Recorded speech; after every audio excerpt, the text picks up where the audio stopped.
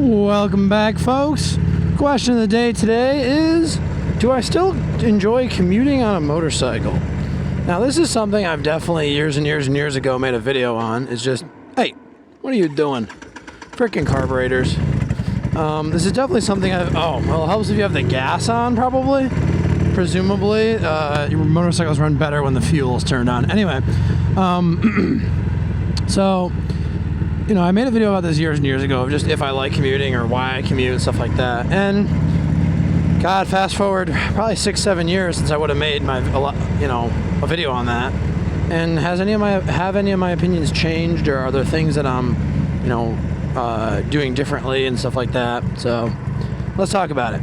Number one, and this is actually a perfect day to talk about this, about commuting on a bike, is watching the weather is slightly annoying. So as you get busier in life, as you get older, as you get more responsibilities, as you have more after work places to go to potentially, whether that's for childcare reasons, pet care reasons, the girlfriend wants to meet you somewhere, the boyfriend, the this, that, whatever. You got to be more cognizant of like weather and things going on. So for example, right, the roads are a tiny bit moist still. Okay, it rained last night.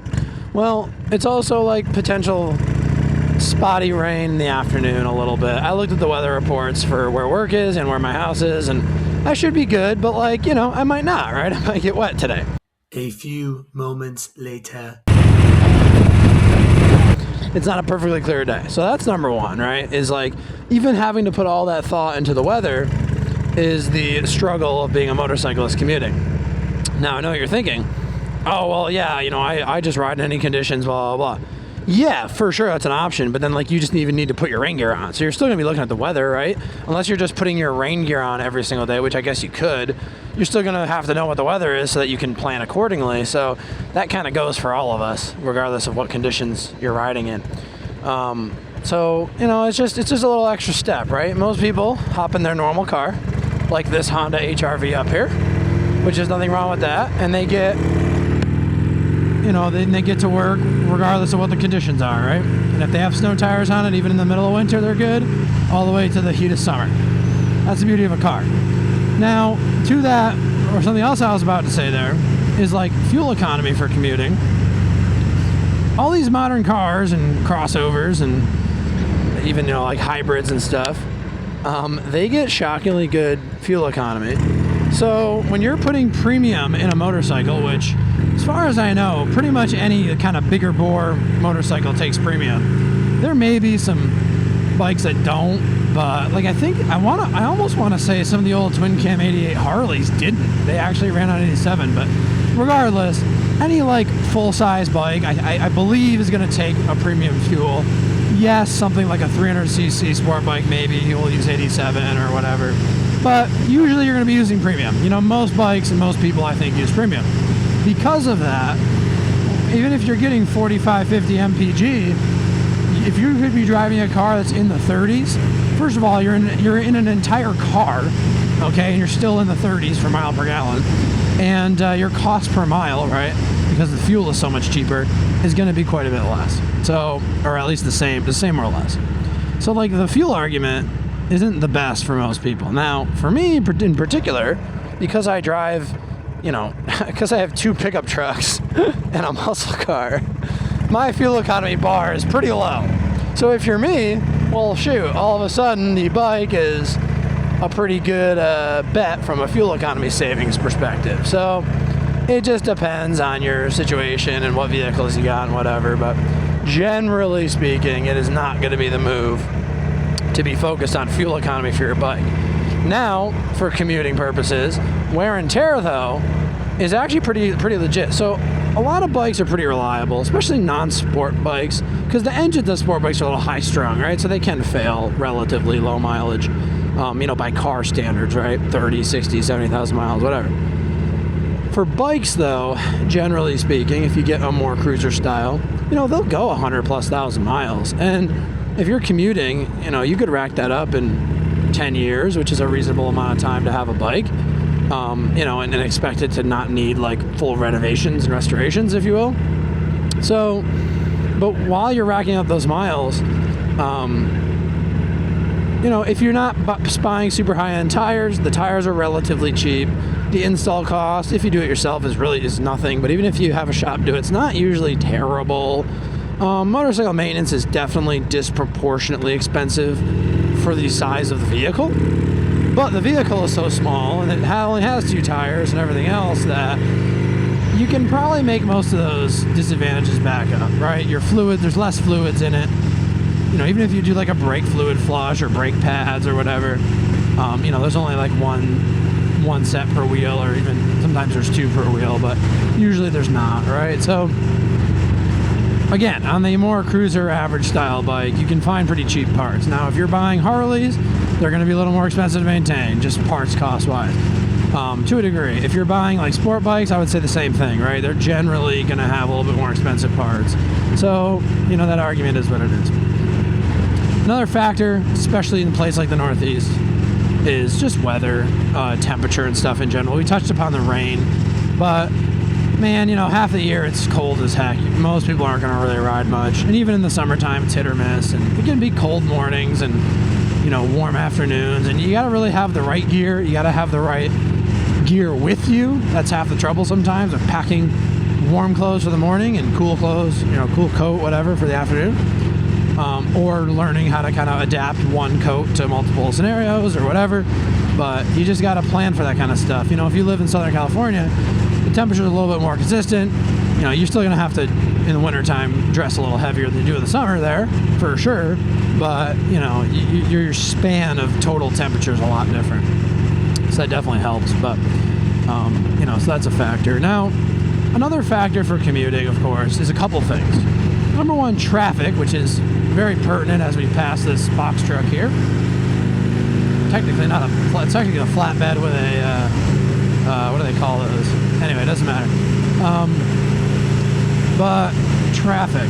So if you've got a really trafficy interstate commute, you know, it's very contrary to popular belief, but the interstate is actually the safest place for motorcyclists, because one of the number one leading causes of accidents for bikes is, you know, being turned in front of, right? Being ran into, like T-boning a car because they turned in front of you. So the interstate prevents that, at least, which is a huge contributing factor. So even though people get nervous about interstates, you really kind of sort of shouldn't, as long as your bike can handle the speeds and stuff. The only issue, of course, is if you do go down, well, you're going faster and it's going to hurt more than likely. But anyway, so if you have a trafficy interstate commute, or an interstate commute, that's not necessarily something to be scared of. But if it's super trafficy, it gets a little tougher, because hey, there's a lot more cars to run into you and you to run into. People get really, especially nuts on their commutes, I find. And if you look at statistics, right? So New Jersey, for example, is the most densely populated state. Now, that's not to say that it has more country areas, and California would be right up there if you took LA County, you know, that kind of stuff. However, my point is, in the dense metropolitan areas, right, New York City to Philly area of New Jersey, there's just a lot of people. A lot of people are trying to go a lot of places quickly, and there's a lot of traffic. As a result, you look at the stats on this, New Jersey has the highest, like, fender bender quantity in the country. So your largest probability of getting into an accident is in New Jersey. It's not your largest probability of death or severe injury, but it is your largest possibility of just getting into a fender bender, okay? Now this is all like car stats. So the problem then becomes, if you're on a motorcycle, those fender benders can turn into much more, you know, injury prone or deadly accidents. Like, you don't want to be getting hit at all, okay? Now, an interesting thing, though, going back to New Jersey, is it is not the leading place for motorcyclist deaths. I think it's Florida. But, again, it's hard to tell with that, because seasonal, right? There's just bikes all year in Florida. There's a lot of old people riding bikes in Florida. Florida is going to get, honestly, a disproportionately negative rap when it comes to that. Because it's also Florida. It's pretty lax, right? There's laws are a little different, whatever. So anyway, a guy I work with, actually, who commutes to work, and it's kind of like me, where most of his riding that he does is commuting. which is definitely my boat, right? Most of my riding is commuting. And he said that every single year, before he starts the year of commuting, now in the Northeast this is easy because there is a season, right? There's a whole winter that you can't ride. Or at least most people aren't going to ride. What he does is he kind of just says to himself, is this something I still want to do? Am I still enjoying this? Is this still worth it? Kind of asks himself those three questions. And I think that that's super smart, super mature, and it's a really good idea. So I don't know that I explicitly ask myself those questions every spring, but I think I kind of intuitively do, especially after the first couple times I ride. It's like, do I still want to commute? Do I still like commuting? Or am I just doing it only for cost savings, or only this or only that? And do I even want to ride a motorcycle in general still, right? Because guess what? Like, I have a friend who, well, I guess last year decided to just hang it up. Nothing bad happened to him. He didn't do anything stupid or whatever. He just, for whatever reasons, and I didn't really ask him, he just said, you know what, I think I'm done riding. And I'm like, cool, like, that's fine. There's absolutely nothing wrong with that. So you just got to do what you're comfortable with, and it's really just, it's the ultimate personal choice, I think people get a bug in their ear from their friends or the internet, or they'll watch a video like this and be like, oh my god, I want to get a bike and go ride. And that's cool and all. Like, I'm here to, I guess, inspire you, for lack of a better term, one way or another.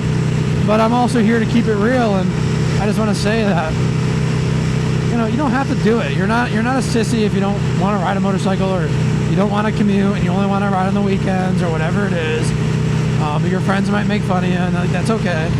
You've made that choice for a variety of reasons, and that's all good. So anyway, I'm rambling on, so I think I'm going to end this one. But as always, guys, I appreciate you watching. If this helped out, let me know in the comments. Let me know what you think. Do you commute? Do you only do weekend rides? Do you like riding in the mountains? Do you like riding in the city? Do you, what's your deal? So just let me know, and I'll see you guys on the next one. Goodbye.